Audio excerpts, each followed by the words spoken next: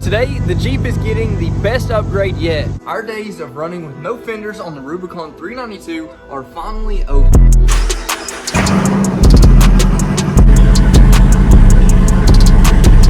So as most of you guys know, we've ran a few different variations of fender flares on the Rubicon 392. Of course, we ran the stock fenders, we ran them cut down, and we ran the Metalcloak Gut kit, which they sent out, and it was awesome. But whenever I was installing them, I used the factory clips instead of buying their extra clips that actually tighten down and hold the fender in place. So unfortunately, my passenger side fender completely ripped off, and that was whenever I was going down the interstate.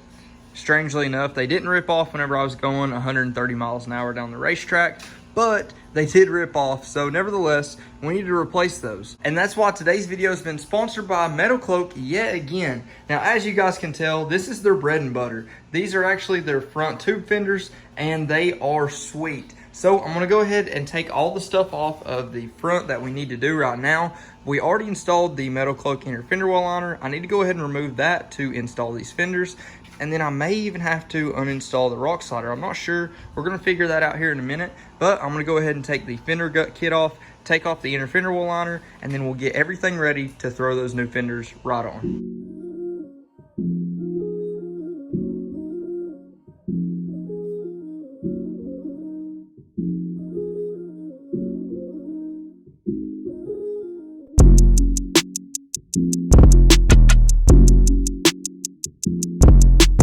So from what it looks like on the fender, it looks like we need to remove this little guy, a 10mm bolt right here that's painted. It's not used for the rock sliders, but we'll need to remove that. And now we can try to line this thing up again. Now I already had this bracket installed back here from installing the inner fender well liners, so that helped a little bit. I've already got these right here to anchor it down for now. And I'm gonna look over everything, make sure it looks like it's all gonna line up. And then I'm gonna go over it and see what I need to cut, see what I need to drill out.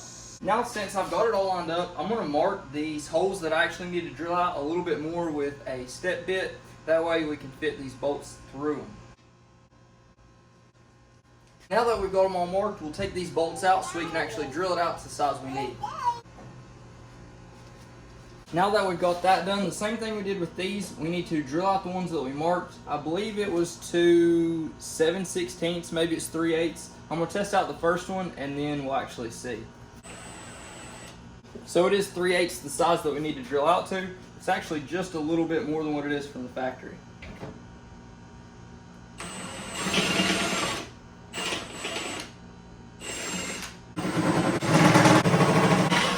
Now that we've got those drilled out, what I'm going to do is line up the bracket back here. That way we can see where we need to cut on the underside, because we've got these 3 holes right here. And you should have actually drilled these for your inner fender well liner. I didn't have the right size bit at the time, but now I think we'll be able to get it taken care of.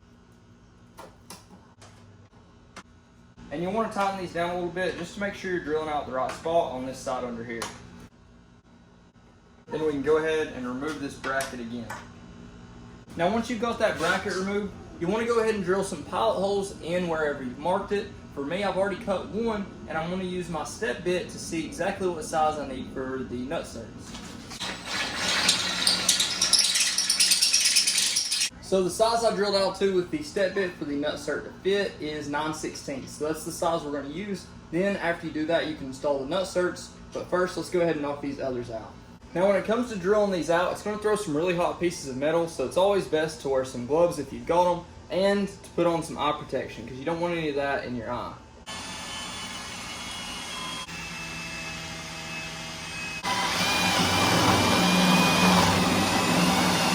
Now that we have that done, we will use our nutsert tool to install these nutserts. Now this one actually was able to hold in, didn't drill it out too much, it was just about perfect.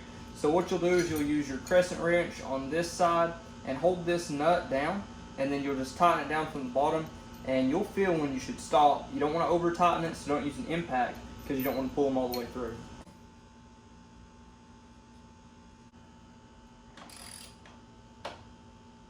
And now that I've got all the nutserts in, we should be good to go ahead and line this thing up and go ahead and start securing some bolts.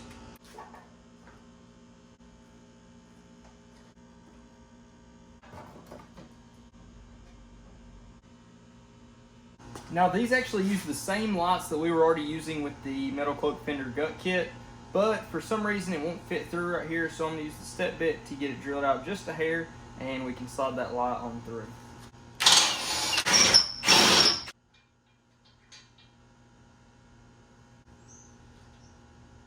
Now we'll go ahead and secure the inner fender well liner again.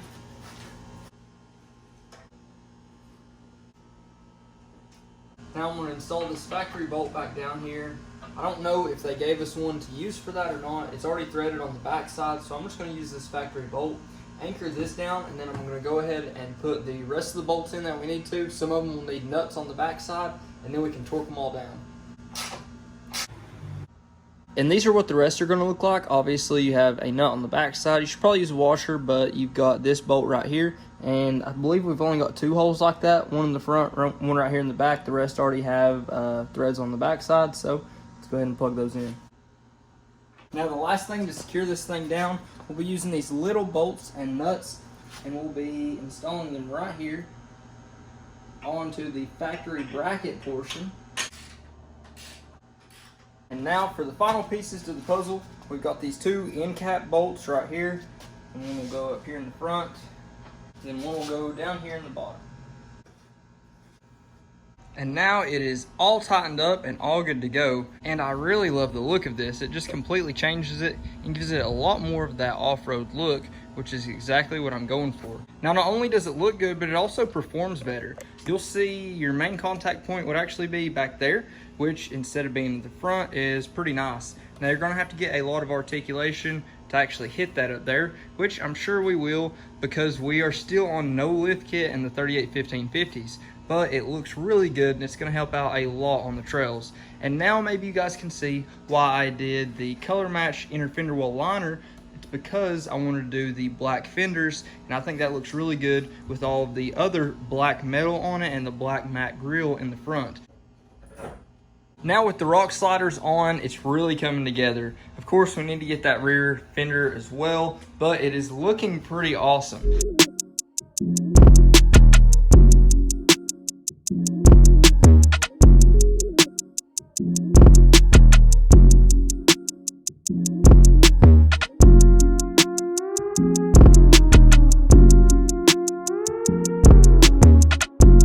Now, a bit of a forewarning, I'm doing the opposite side right now, and I'm installing the Nutsert. So essentially, I've already installed these 2 right here, no problems whatsoever. But whenever I was installing this one right here, back in the very back, this piece must have rounded off in the top whenever I was tightening it down. It was trying to push it down a little bit to where the washer couldn't make contact, the nut couldn't make contact.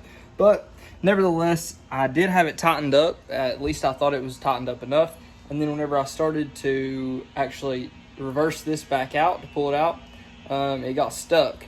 So I think the top up here was already rounded off, and then it didn't have any threads to pull it back through. Wouldn't go up or down after that because I had pulled on it for a little while. So inevitably, I ended up having to make this massive hole to be able to get that Nutsert out, which took a long time and was really annoying. But nevertheless, I don't believe I'm going to be able to get a Nutsert in that hole now. I don't think it'll stay, maybe a different size, but it probably wouldn't be centered. So this is the aftermath of that Nutsert tool whenever I had to get it out. Obviously, had to use a few different tools, but I did get it out, and I did use the impact to get the Nutsert back in on that side. So used a different Nutsert tool and got it in right there. It worked, so we should be good now to install the rest of the fender.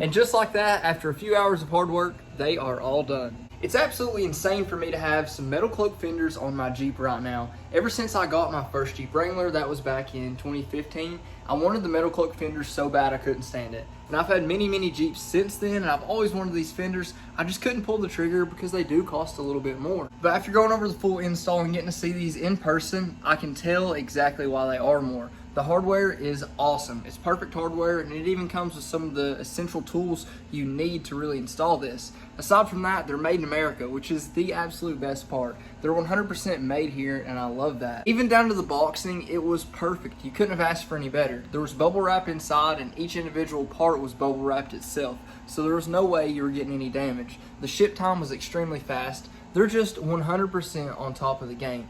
They are my absolute favorite fenders that I could get, and I'm so happy that I've been able to work with Metalcloak to get all these cool parts and pieces so far.